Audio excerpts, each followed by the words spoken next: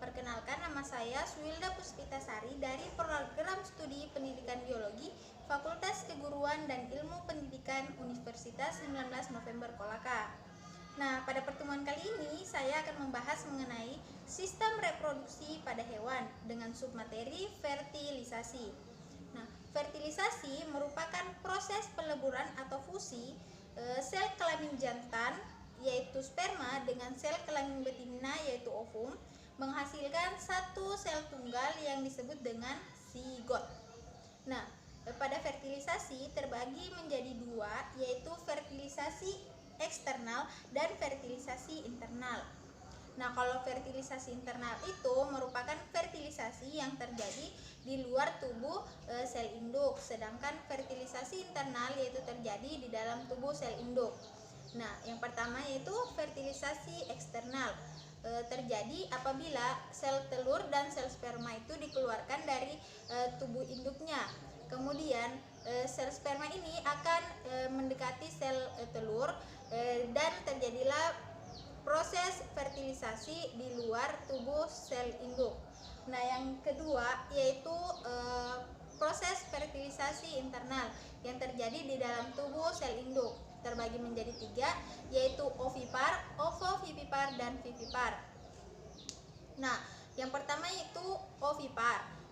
Terjadi apabila sel telur yang telah difertilisasi di dalam tubuh sel induk ini kemudian akan dikeluarkan keluar tubuh sehingga dia akan menghasilkan nutrisi dari kuning telur.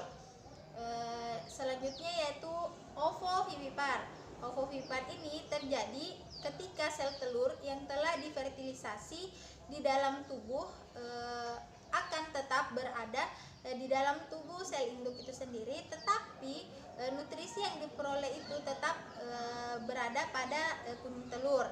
Sedangkan kalau ovipar merupakan fertilisasi yang terjadi di dalam tubuh sel induk yang sel telurnya ini setelah difertilisasi akan berubah menjadi embrio, kemudian berubah menjadi zigot. Dan nutrisi yang diperoleh pun itu tetap dari sel induk melalui plasenta. Yang selanjutnya yaitu ada tahapan fertilisasi. Tahapan fertilisasi yaitu terbagi menjadi 4. Yang pertama itu persiapan atau kapasitasi. Yang kedua yaitu pengikatan.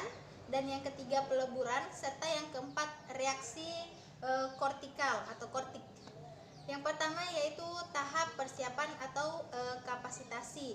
Itu terjadi ketika tahap perubahan sperma agar dia mempunyai kemampuan untuk membuai sel telur. Nah, yang kedua yaitu tahap pengikatan. Setelah tahap kapasitasi atau persiapan tadi telah terjadi, maka sel sperma itu akan langsung mengikat atau secara langsung itu bertemu dengan permukaan luar sel telur sehingga memicu terjadinya reaksi-reaksi kimia yaitu reaksi akrosom.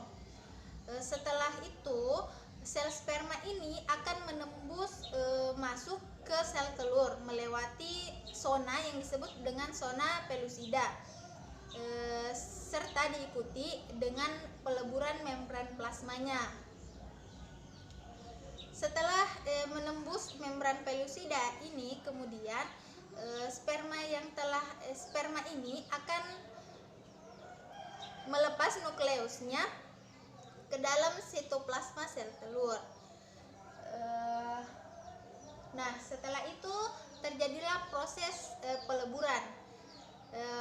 Proses peleburan ini terjadi ketika dua sel gamet ini itu menginisiasi reaksi akrosom kembali yang disusul dengan peleburan membran dari sel sperma dengan sel telur ini.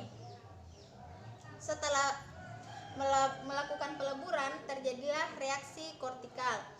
Nah, reaksi kortikal ini merupakan reaksi yang menyebabkan zona luar sel telur tadi atau zona pellucida itu mengeras sehingga dia menghalau atau mencegah sel sperma lain untuk masuk ke dalam sel telur itu sendiri.